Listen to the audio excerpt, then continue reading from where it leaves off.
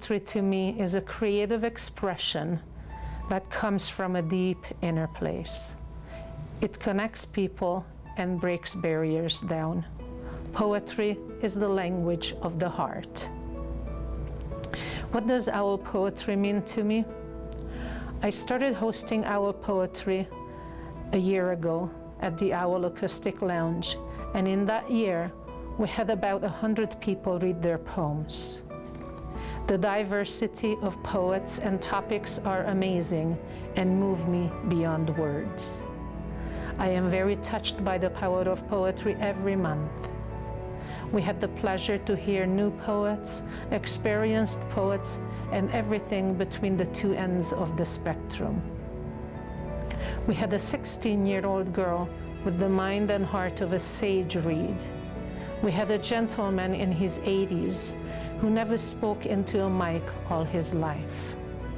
The night he did, he had us in tears as he spoke of his departed wife he loved dearly. We heard a young man who calls himself a brown queer poet talk about the challenges he faced and the men and women who are searching for meaning in everyday life. When I started, my goal was to share our poems with the public, make the event all-inclusive, and give a voice to people. I can say that I achieved all those goals and then some. We honor, support, and celebrate each other. We understand the courage it takes to be up on that stage. I hope that this support continues and that we never exclude anyone. Being excluded is the worst kind of discrimination. If you write poetry and are contemplating in joining us, come and listen first. If you are shy, you will discover that we are all humans, just like you, and we will appreciate you and your poems. We all know the courage it takes to read your work in front of people. To our poets who have been on that stage, I would like to say, thank you for sharing your poems. Thank you for sharing a piece of your inner thoughts. And most of all, thank you for being a part of our wonderful community.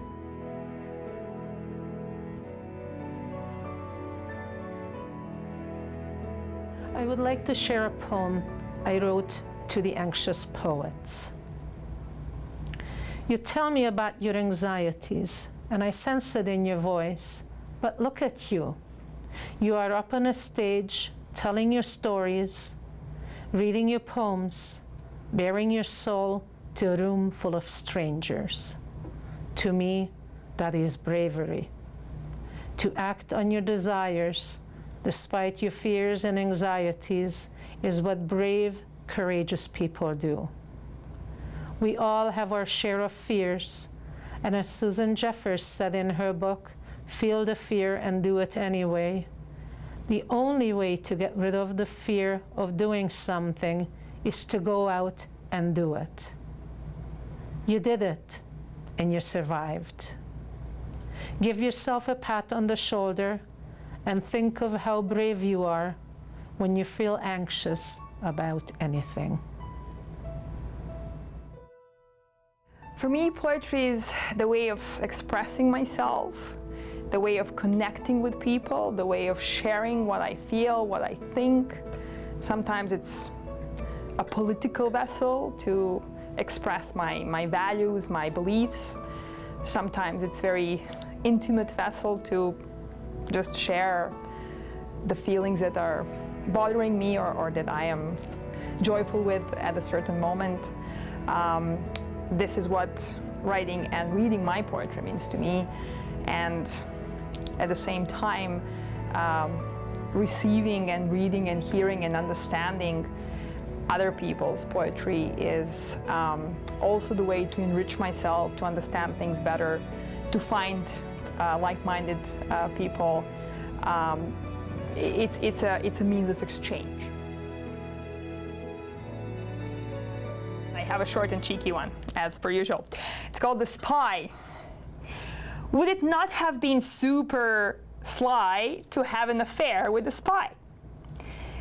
He is old, his head is bald. Attitude worn out, twitchy, resigned. Yet a real gentleman, respectful, kind. He knew a lot and told it all, always with his back against the wall. We drank for 10 hours, that did not help. He made me feel good about myself. Others were rotating, we stood our ground.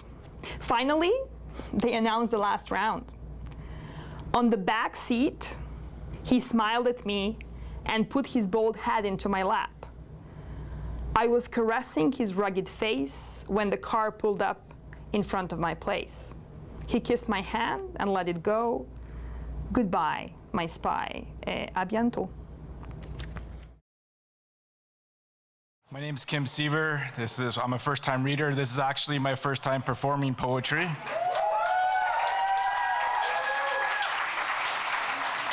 I've been writing poetry off and on since I was in high school, so about 30 years or so. But in the last 3 years or so, I've been a lot more prolific. I've written a lot of poems. Tonight, I wanted to share some poems that I've written with you. I was raised in a patriarchal religious tradition, and in the last few years, I've been attracted to the feminine divine, and I've had some spiritual experiences that I feel are tied to that exploration.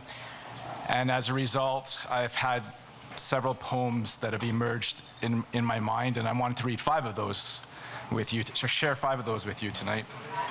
Hopefully, I don't go over my time, because I haven't practiced these. First one is entitled Kidnapped. Where have you gone, I ask again, my memories now lost. They stole you, hid you while I slept, a ransom without cost.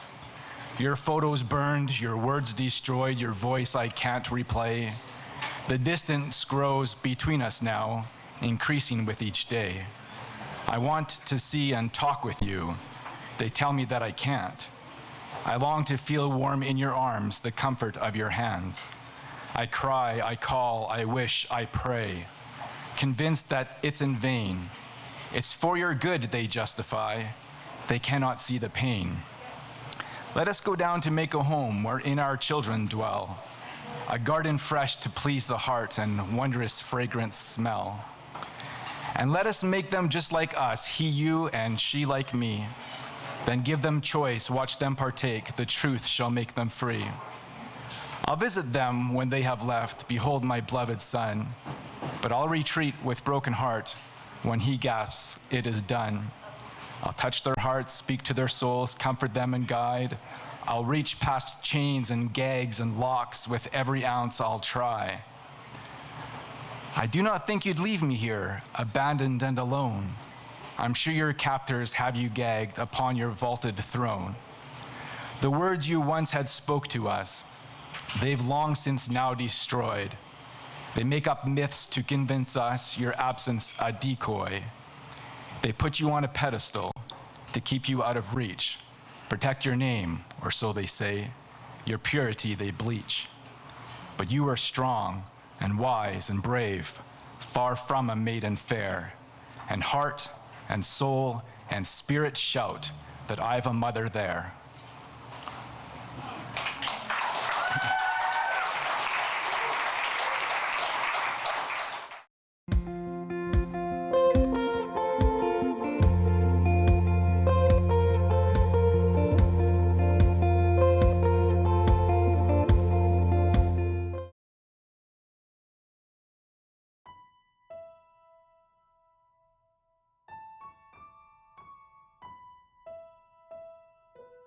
Poetry is life. Poetry is a way to say things that you don't dare say in ordinary daily life.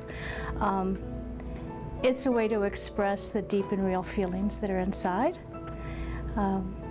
It's a way to capture experiences that otherwise would just be lost in the day-to-day of everyday life.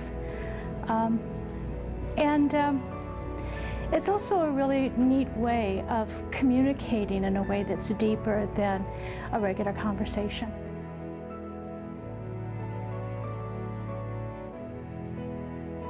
I have one of my favorite poems with me today. It's the kind of thing that I would, if I didn't have poetry to write it down and to capture it, it would have been one of these passing thoughts that I would have never kept, never remembered, and so this is it. I call it Dinosaur in My Living Room, Sunshine in My Heart. I wrote it in January on one of those sunny days when the sun was just shining into the living room. It was beautiful. Have you ever realized that everything, and I mean everything in the universe, is the same set of elements mixed together in a myriad of ways?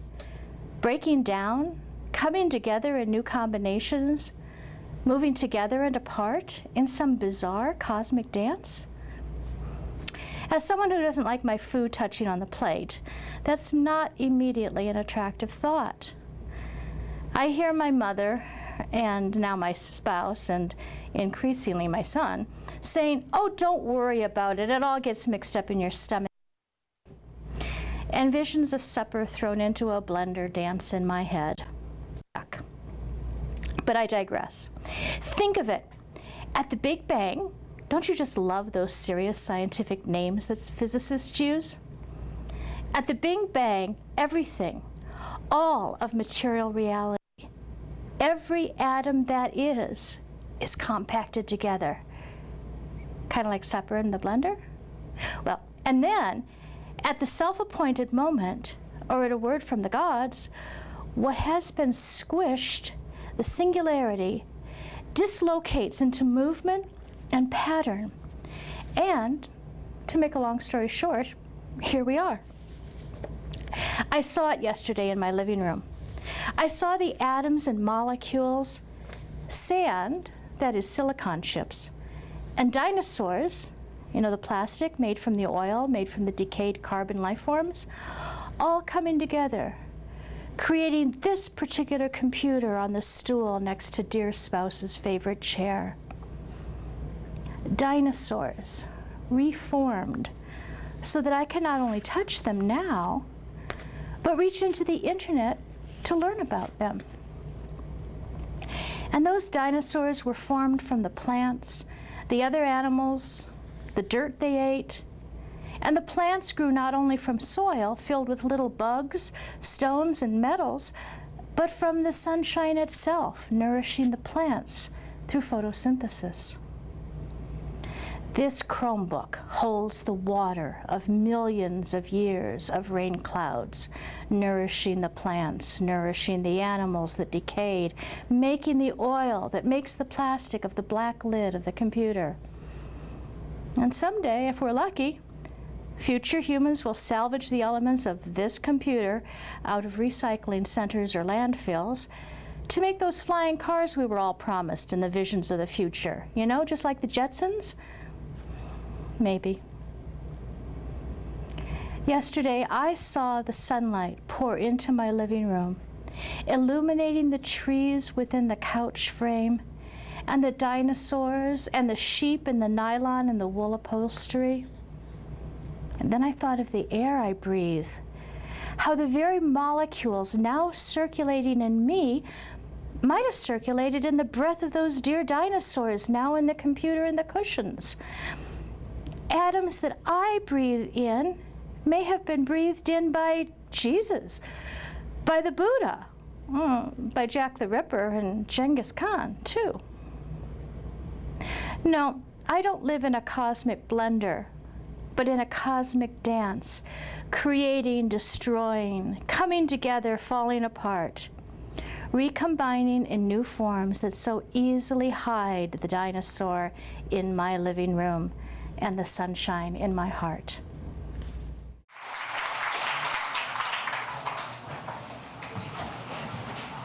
I don't know who's coming up next. Does anybody?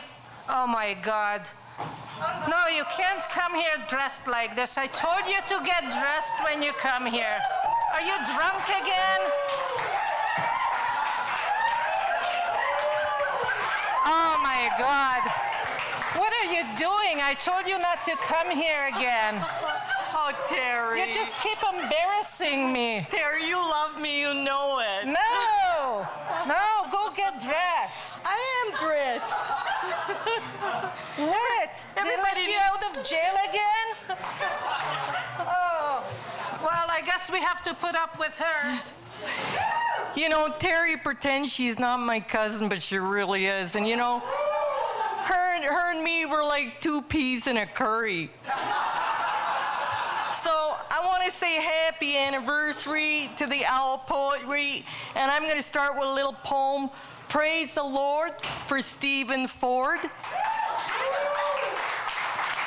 And I also want to say a big thanks to the Department of Corrections for letting Teri and I out on early release so we could be here tonight. So you might be saying, Trixie, how did you get into poetry? Well, it was kind of an accident. About 2 years ago, I was living my life playing bingo and bowling and bocce ball and maybe passing a few bad checks, if you know what I mean. Turned out to be a he says, she says, and I ended up in women's prison. So when I was in the Department of Corrections ladies' prison, I was doing a Sudoku, and it took me about 3 days, and I couldn't figure it out, and I was getting kind of bored, so I thought, maybe I'll go to the library and get myself out one of them Harlequin romances. But they was all signed out. All they had left was poetry. So I started reading some poetry, and they had like Geoffrey Chaucer, they had Buster Keats, Jimmy Joyce, the complete works of Edgar Allan Poe. And I read some good poems. I read the Rind of the Ancient Marinera, the Wreck of the Edmund Fitzpatrick. It was really life-changing for me, and I started to write my own poetry. So as Teri said, I did just get out of the can one more time, just like yesterday. And instead of telling you the story about how I went in, I wrote a little poem for you. One day when I was drinking at the local bar, a lady's shopping cart slammed into my car. I screamed at her and she turned her head. I looked at my car and I just saw red. I shouldn't have had busted her in the chops. I should have known she'd call the cops. I should have stopped when she started to run. After all, she was a 75-year-old Catholic nun. Too much scotch leads to misadventure. Of course, I'll pay for her brand new dentures. Like I told the judge and the local police, I'm awfully sorry, Sister Maria Therese.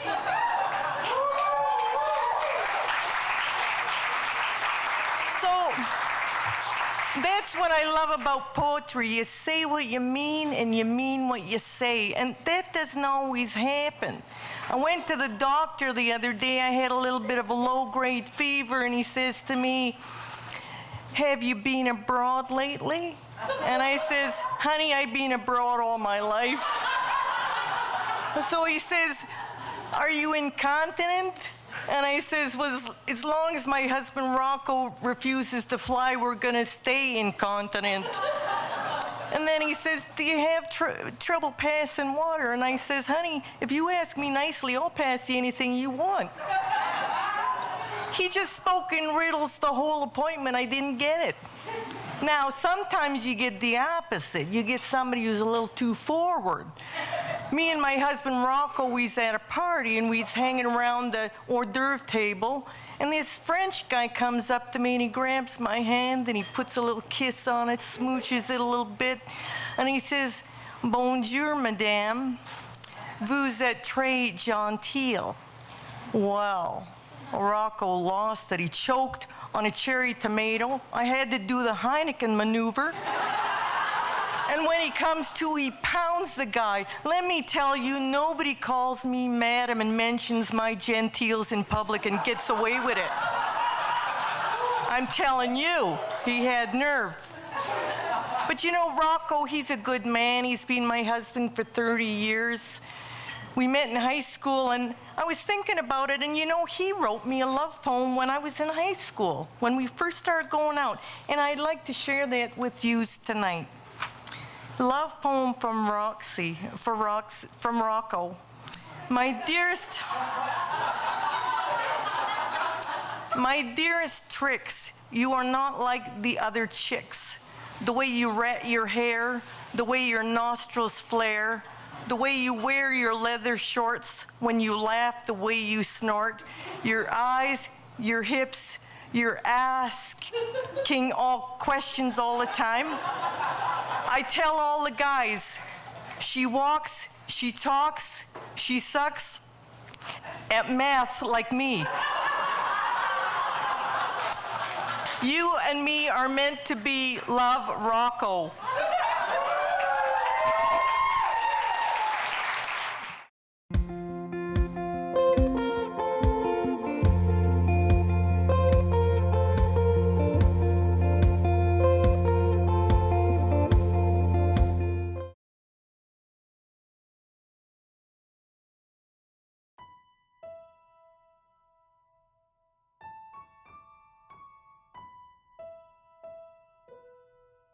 To me, poetry is sacred. It's how I connect to my heart, to my source. It allows me to voice all the vulnerable parts of myself, the dark parts that are full of love, and everything that is in my heart. I lay down my pride. I don't want to leave you behind. Let's stop this separation. Without the darkness, how would I know the light? If you are not free, neither am I. Let's stop this tug of war. Freedom is in balance. The power is in unity. Let's not put each other down. I don't have to be stronger. We can both be strong. We can both just be. We don't have to compete. So let's not look at what sets us apart, but what we are apart. Together we are whole. Together we flow. Together we conquer. Together we are one. And this, I just want to add, this poem came from actually the war within that I've experienced with myself, from me fighting with my ego and trying to find unity within myself. And I think what we experience within is what we experience out within the world. It's reflected out there.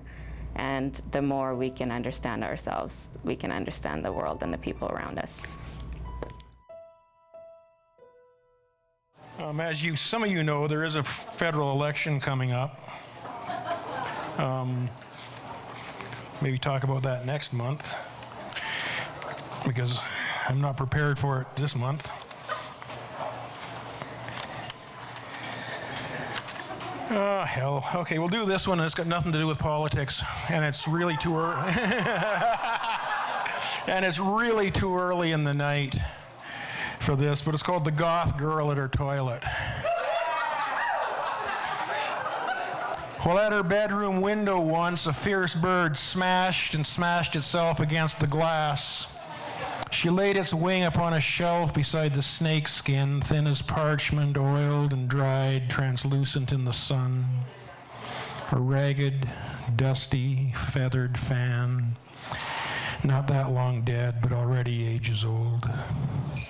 Between the living bird and this, there lay a gulf. She would stand before the glass and dress herself at night. The dark air made for a better mirror. She fancied death and imagined tombs as though the dying bird was somehow pure. She knew the wing was not the bird. The bird was done.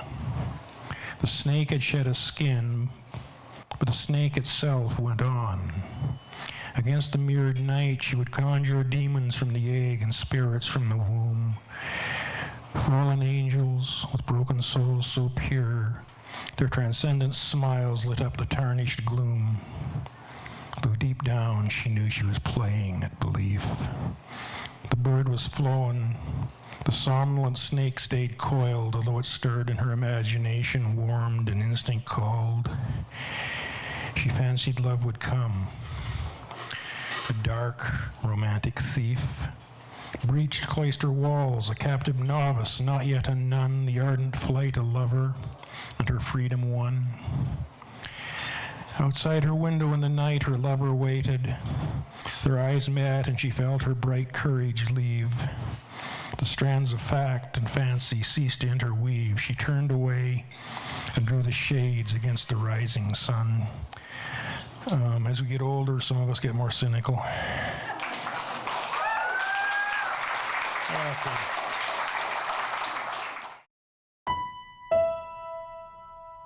Poetry has always been my new paint above the old.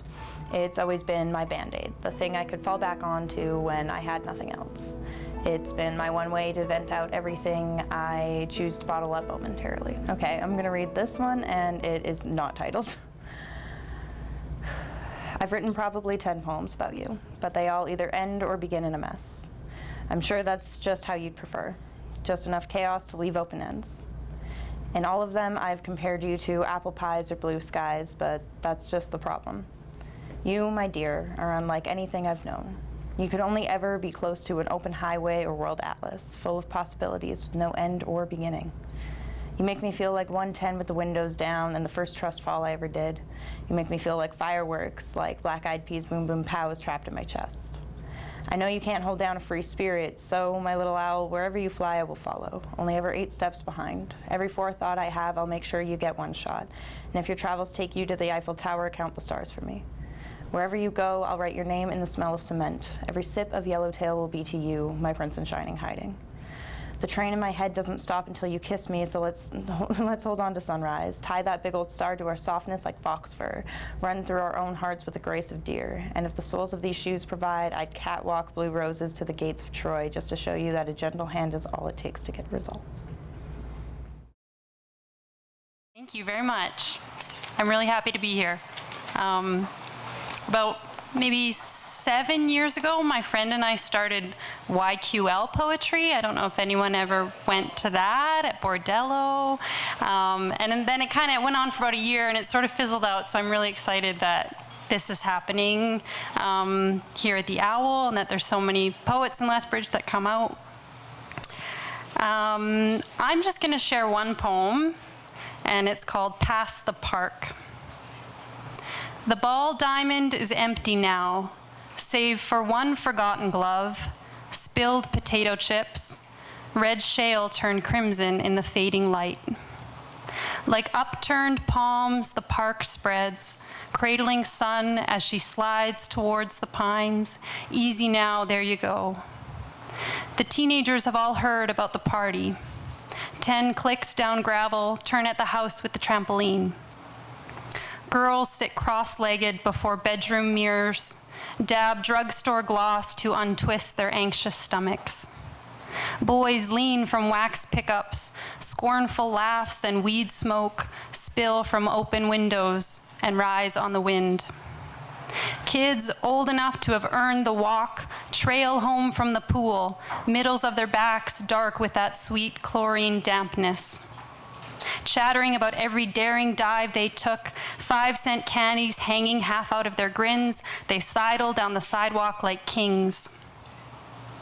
I walk now, past the rows of stuccoed houses, beyond the park, the pool, that tall bedroom mirror, to the flat swaths of grass. The brown bird stares from its crooked fence post perch. The shick, shick, shick of water casts like great shimmering fishing lines across every farmer's field. I lie down, eyes to the sky. As a child, I would lie on the living room's carpet, lift my legs straight up and pretend to walk the ceiling. Now the sky's purple veil hangs low above me, close enough to drag my fingertips across its cool surface, close enough to be that young again.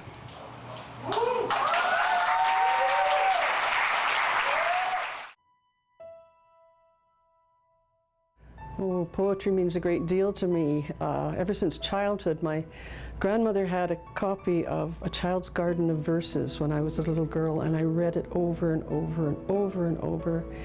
And I've always loved poetry, and poetry to me is a portal and a vehicle into another way of looking at reality. It's a celebration of language and all the gifts language has, the cadence, the rhythms, the rhymes. It's an alternate way of looking at reality, and you can take almost like a screenshot or a snapshot of a tiny little thing and magnify it. And most of all, it's about beauty. This is a poem I wrote about a year ago called Lady Moon. Lady Moon at times shines round and full, bright and vibrant, illuminating all that lies below.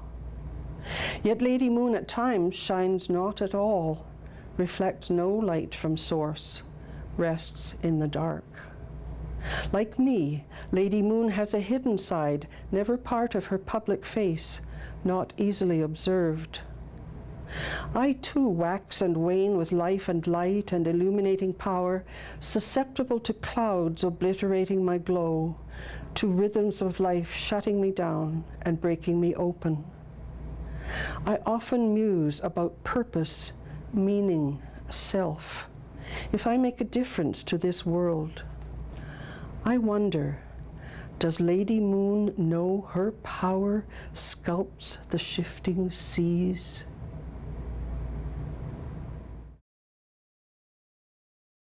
So I had a request, which is kind of strange, but I will do that tonight, and I'll read a couple of my personal favorites and then one I wrote for the night, if that's okay with you guys. This one's called Life Sentence.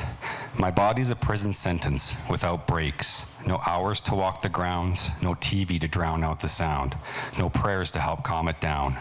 Pain is my only companion, but he ain't my friend. He's a bully, relentless to no end. A punch to the gut when they say, hey, how have you been? But smashed across my chin when I see him again. It's like I'm an addict to the killer inside. He rules the roost as my personality cowardly crawls by, in the hopes that I don't catch his eye, or I'll end up bleeding and dying slowly inside. When I look in the mirror, all I see is a ghost idly flying by. The wrinkles and strain around my eyes show everything that I've been through. There's no more lies, and pretending I'm tough for passers-by. 'Cause it's quite clear that the bully is winning and coming outside, and I'm sure when he does, a fight will arise. But he scares me so much because his stranglehold is so tight. If I struggle, my breath might be caught. You see, I've learned from the lessons he's taught. So what do? Stand up and act tall, or fall to my knees and beg for a draw? As he slashes my body, blood stains the halls. I guess I'll just give in and let him have it all. 'Cause how do you fight something that is actually just you after all?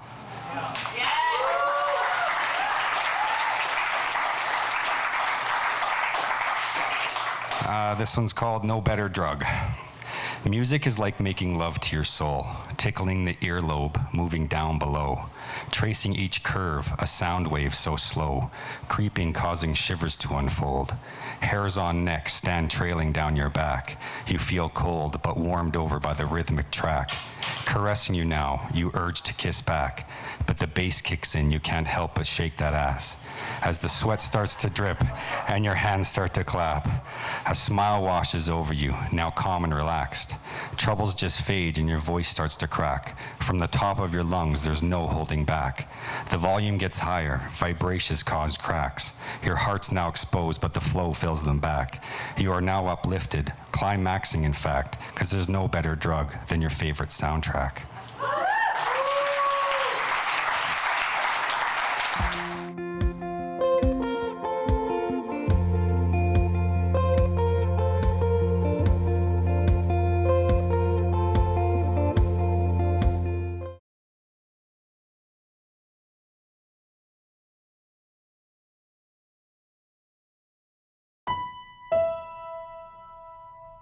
Poetry to me is taking something from your life that perhaps you've been told you shouldn't speak about, or you feel like you're unable to speak about, and it's using that to give yourself your own voice back and give power back to yourself from something that has taken it away.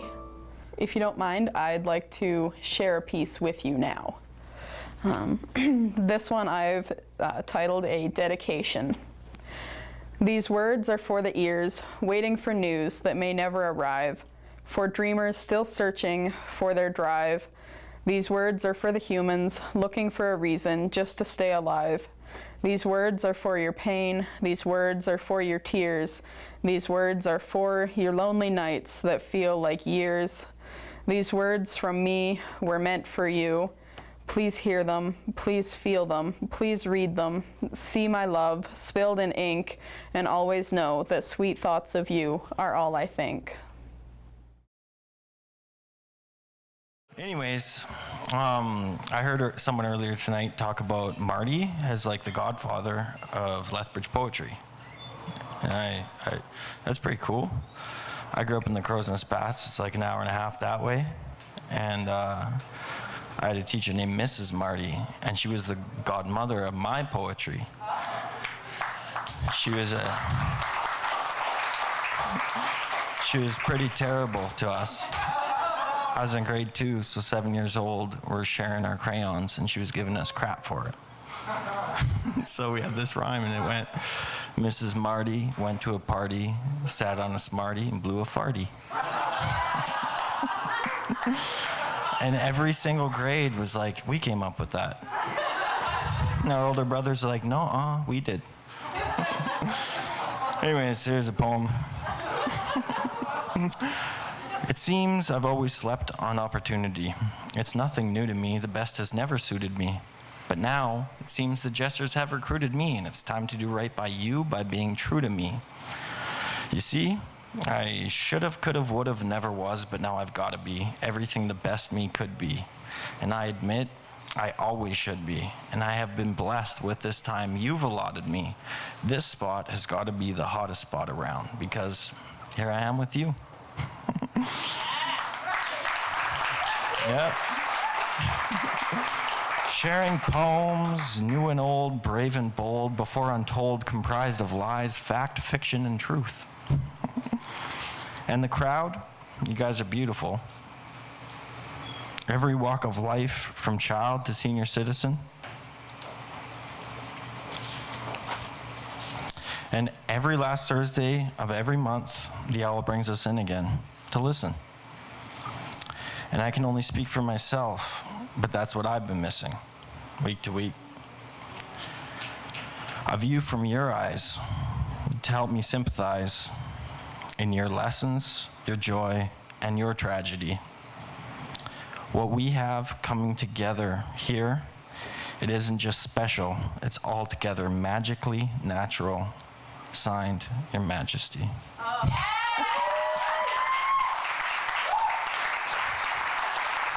Okay, so I wrote this first poem after last poetry night because I was, Anyway, I was thinking about just how special it is to be able to come here and to be able to read with all these other brave people. Anyway, so you guys inspired this one. So many people talk about people using the word ironic incorrectly that I always second guess myself when I go to say it. But this time I think I've got it right. When something you love and should give you joy is the cause of hurt and tears. Isn't it ironic that a place of happiness is making me cry tears of pain? So this is when it's going to start hurting, when I'm sitting in a crowded room full of poets, trying to do something I love, trying to do something you didn't understand or even try to understand. This is when the tears will fall. After being so brave all day, after rising up and feeling so strong, this is when I will fall. Maybe the alcohol is to blame, and maybe I've been lying all day. Is the heartache written across my forehead? Is it shining from my eyes? Can you feel it when I meet your gaze? We all have things we hide, but mine are on display tonight for all the world to see, or at least to this bar full of poets.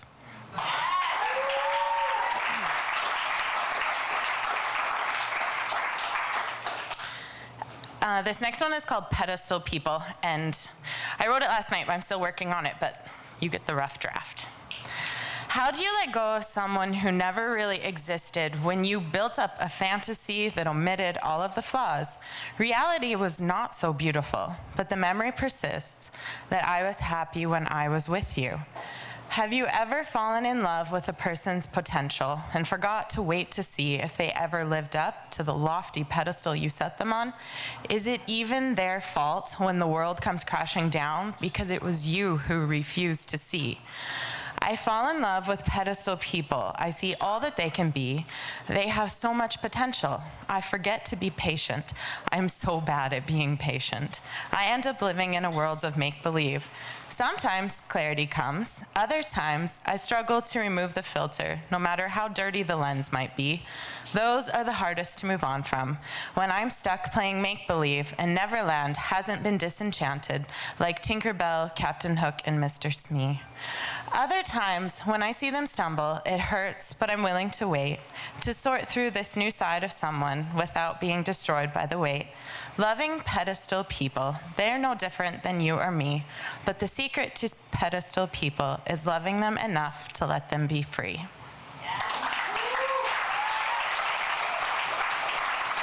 Thank you for having me. This is my very first time, and it's going to be a little bit different. It's not something I wrote. So my uncle took his life about 12 years ago, and he was 38, and I was 16. And 19 years ago, he wrote about 20 poems, and about 2 weeks ago, I just came across all of them. So these really touched me, and I just feel so honored to be able to share them today. So this is the first one, and it was about my brothers and I.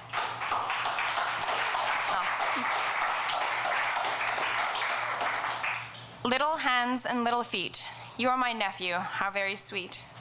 Eyes of sapphire, with smiles of love, your tiny body is sweet as a dove. When I hold you, I know you see me. Your trust in eye makes me smile with glee. You have a brother older than you. He feels your love, and he's only 2. His words are not many, that is okay. He giggles with rhythm when we're at play. A sister he has, whom is a sister to you, is very special, which I already knew. She's 10 years of age and all grown up, and more special to me than the world's cup. I say with joyous tears, I'd rather have no other. I adore you all very much. With my love, I will smother an uncle's request with a soft touch. All I ask, stop growing up too much.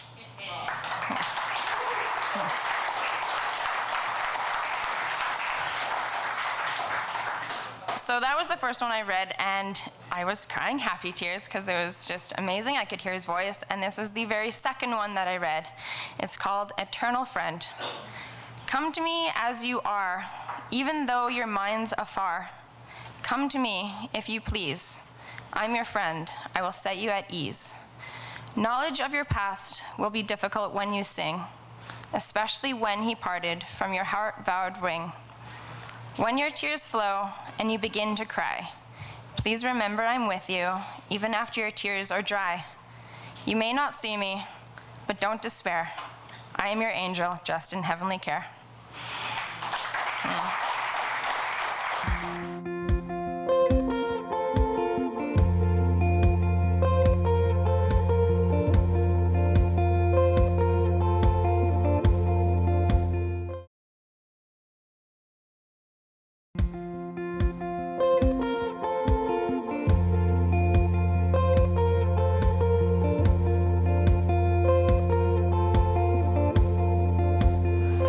This about 3 or 4 years ago for a local band, and of course they never used it, and I always thought, well, most of the songs come from poetry to start with, so I'm going to read this as a poetry, as if it is poetry. Gentle and sweet, she sat at his feet, so happy and so full of love. She thought he was king and loved everything he could do in and out of the ring. But ride 'em cowboy was all he could hear. And hey boys, how far to the next? And he said, follow me, honey. We ain't got much money. And it's blood and it's guts, and it flies in the face of the sane. Then baby one came, and then baby 2, and still it was all rodeo.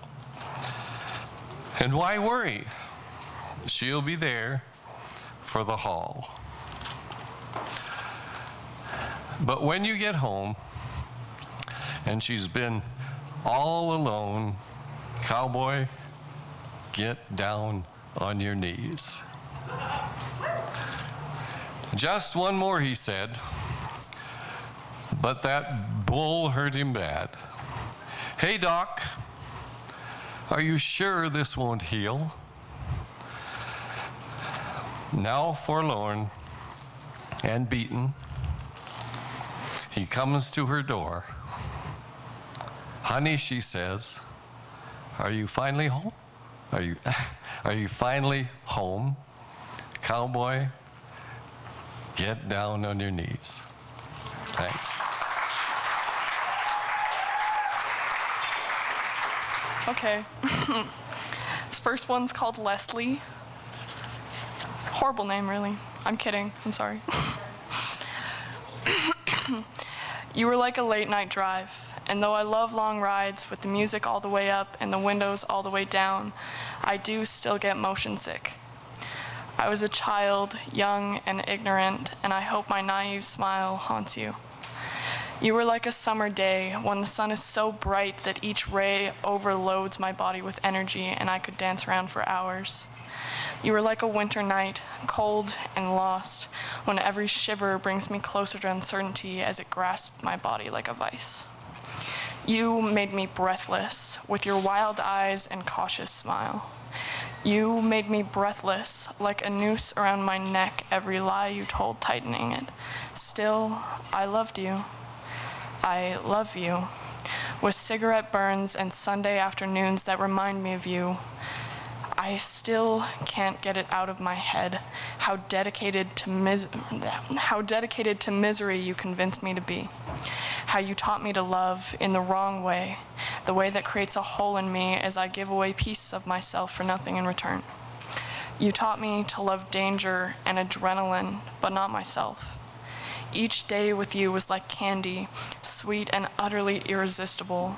But as I've grown older, I've come to realize that candy really does make your teeth rot, and it really does make your stomach curdle. I will never forget how the tattered seam on my heart fell apart when you grabbed the loose string, pulled, and said, "I'm bored of you. You can go now." You were like a late night drive, and though I do love long rides, the airbag gave me bruises.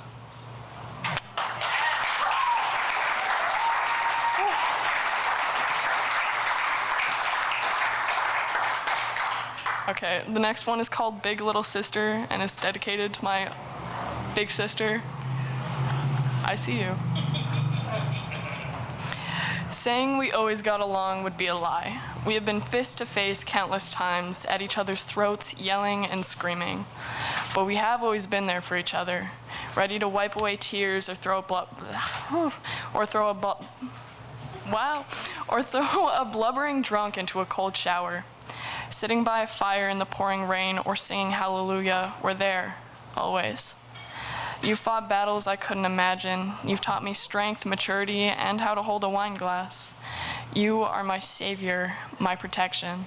Still, I've held your hand in crowded rooms, cheered for you while you're up there, the lights from the stage almost bright enough to block out your shaking hands. I'll be there, always. When you shout for me in the middle of the night, I'll hold you while you cry. When you call me at 4 a.m. to tell me you forgot your key, I'll get up. I'll unlock the door. When you're lost in memories, I'll guide you back with a steady hand. I'll be there, always. Because even though you were born first, with iron fists and a mind unimaginable, you're my little sister. Even though you could throw a punch that would knock a grown man to the ground, you are my little sister. My big little sister.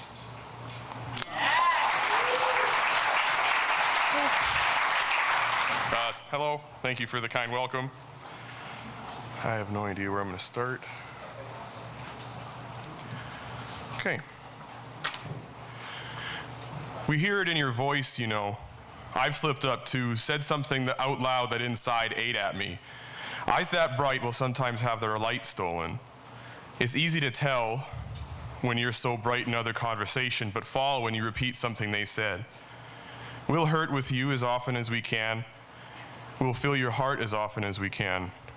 We'll try to help you grow. The beautiful thing is you'll never stop. Some of us try to put it on hiatus. We grow in ways we don't realize. Little flowers pop up through the sidewalk cracks. Some empathy here, some understanding there. Weeds too, just to spite ourselves. Jealousy rises through where it's fed insecurity. That shit will bust up through the asphalt. I wish you could stay in this house. I'm confident it's a home now, where we'd give you care and love. The best part of being home now is lack of judgment. We don't need covers here. We don't need to be afraid. I've stayed in places where demons live in the shadows. This is a place of light where it is given rather than stolen from you, where you could be the person you are and discover your future favorite things about yourself. I hear it in your voice, the ways I've slipped up. Love is some days hard won, but never deny yourself who you are or what you need to live full.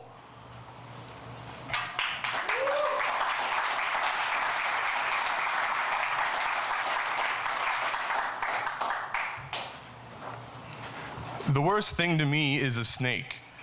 Not any snake, not the ones my brother raises, not the one in the garden, not the one coiled at the foot of my bed, raised and intent bared. It is a snake encompassing us all, forever eating its own tail, growing new flesh impossibly. As a man said, the serpent regenerate. The snake is beyond the grasp. It is beyond the grasp of the heat death I panic about. It is beyond death. A state of immovability and complete sureness. Of course, it has to be aware in some way. It inhabits another dimension. We cannot treat it as bound only three ways. It would not operate on animal instinct. It would be making the decision to forever unchanged, no arbiter in its state. This is the worst to me because if it were me, everything I love would be left behind. Unknowable loss would permeate my existence, if it could be called such. This is the worst to me because I cannot state with confidence whether I would enter eternity or not.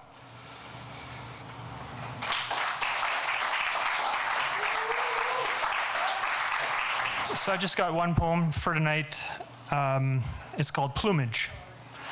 I just wrote it, finished it on July 1st. The clock smiled at us as if it knew we were lost. We couldn't see another way, so walked on the wrong side of the veil of ones and zeros. We were tired of our aimless float, tired and lost in the vacuums of our ignorance.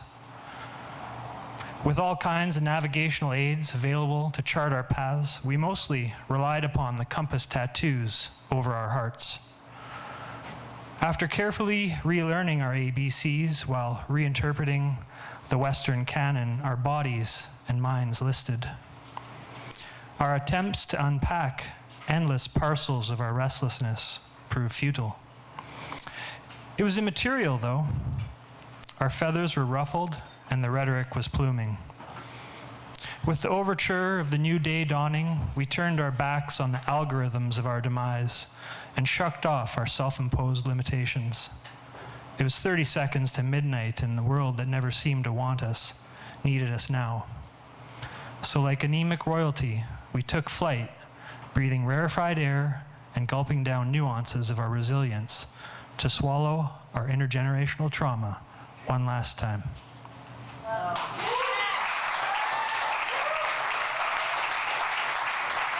Hey everyone, it's been a great night. It's awesome to hear so many different poems, so many different emotions, so much truth, and it's really awesome to be here.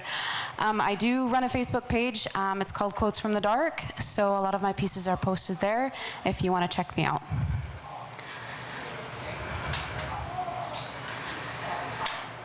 The first poem I'm going to read is called A Home for the Dark. A sigh escapes my lips as the sun reaches deep into the horizon, the darkness pulled up and out, flowing over every nook, every cranny, chasing away the light. I know this feeling. I know this feeling so well. It rings true to the depths of me. With the dark the ribbons of black flooding the world, dancing to the tick-tock of a time clock, comes the numbness, the cold, like winter's breath against my cheeks, building up in my veins, calling out to the dark that lives and breathes and flourishes in me. My tears come at night. My cries fill the room where the moon glances between curtains. My muffled screams the same as the call of blackbirds huddled in trees, muttering in their slumber. I let out the pain, the insane, the bits and pieces of me I gathered up and held so close while the sun shines. I let it fall and break and crumble at my feet, scattered in shade and shadow, just as they've always been. Just as they've always been.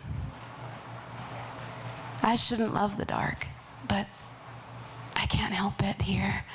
Among the blackness, the emptiness, I can set free what I am, with no thought for smiles or happy chatter. No, here I can be me, in all the wildness, all the ripped up and torn glory that is my soul. So come, night, come, dark, quickly, please.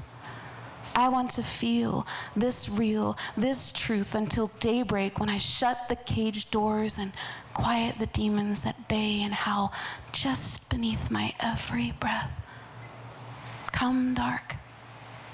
Welcome home.